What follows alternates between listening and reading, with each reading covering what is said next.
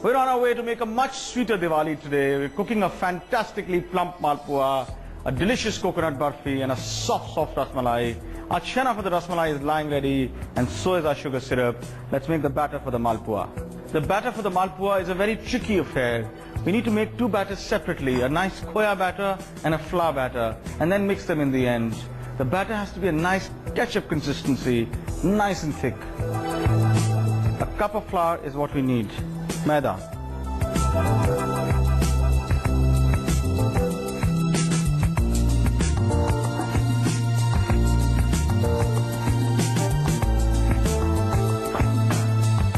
Add enough water to make a nice thick batter and ensure that it doesn't have any lumps.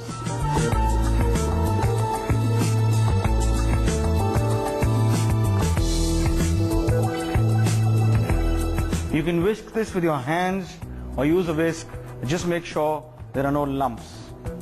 It's very important to take out all the lumps. And that's the consistency we need.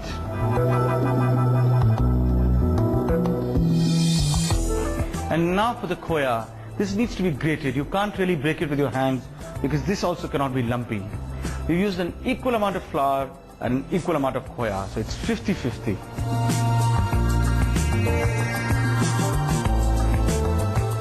And if you do find any lumps inside, just make sure you grate them again.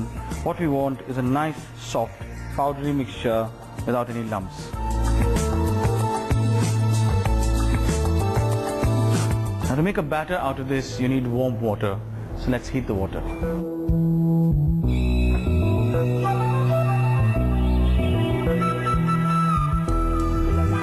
Nothing too hot, just warm. So let's heat this up. You don't need the water too hot, just warm. 60-70 degrees is good. This is perfect. Let's mix it with the khoya.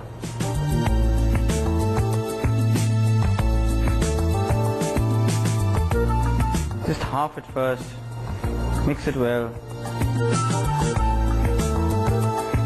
Mix it well with the khoya. Just make sure that you break all the lumps that are there. Can't have lumps inside malpua. A bit of hard work. Better to use your hands instead of a whisk. But remember, hard work will always give you good results.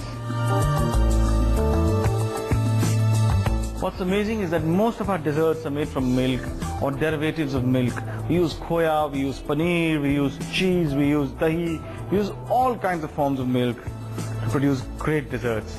What's even amazing is how they're treated. Now this is mixed well.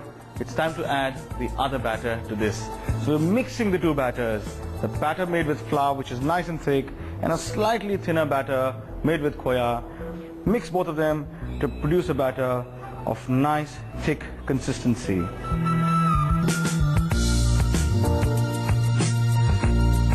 And that's the consistency we've got, and that's the consistency we need.